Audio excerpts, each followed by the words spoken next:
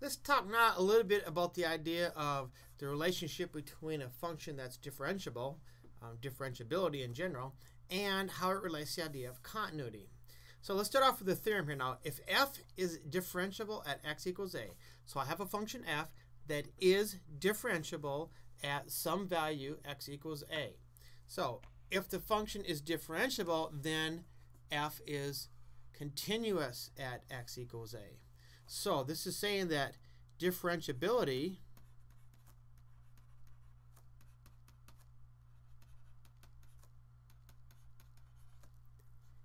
implies continuity.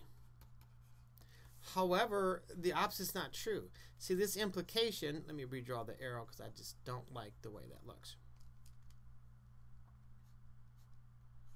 It's a little bit better. Okay, so differentiability implies continuity, but this arrow is going in one direction. It's going in one direction only. It's not going in the other direction. So continuity does not necessarily imply differentiability. And that's what this sentence, or this little short paragraph here, or I guess maybe even a run-on sentence, is trying to say. If a function is not continuous at x equals a, then it is not differentiable. Okay? If differentiable, it is continuous. If it's not continuous, then not differentiable. However, if a function is not differentiable, it may or may not be continuous. Likewise, if it's continuous, it may or may not be differentiable. So you got to be careful here of what all this is actually saying. You have several different situations.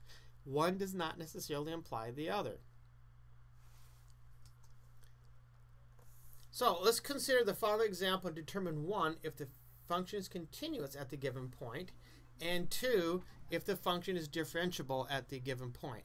And the function is f of x equals absolute value of x minus 1, and the point we're interested in is 1, 0.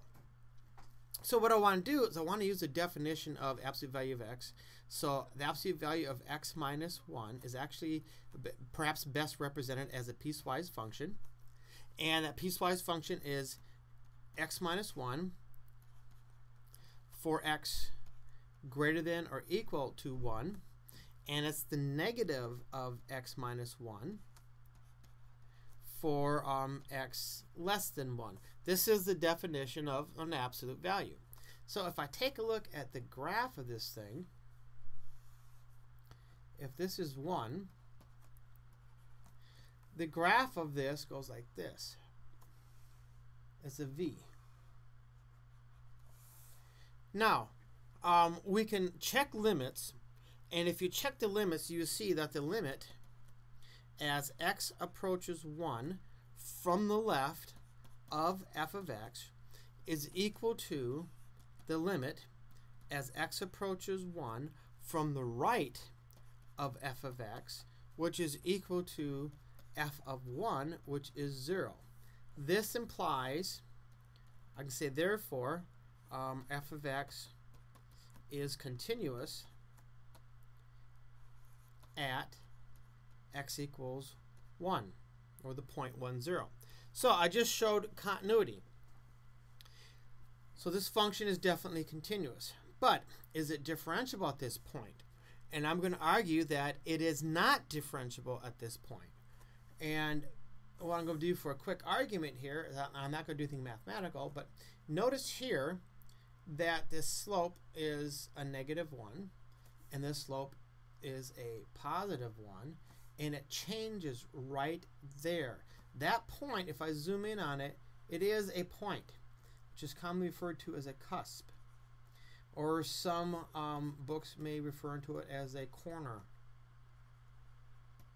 It just suddenly changes. There's nothing smooth about it. Well, the problem here, and remember this point right here is this point here, is if the derivative exists, remember the derivative is the slope of the tangent line at this point. Well, which tangent line? There's an infinite number of tangent lines that go through that same point because of this corner thing. So therefore, the derivative does not exist. So what we just showed is an example where continuity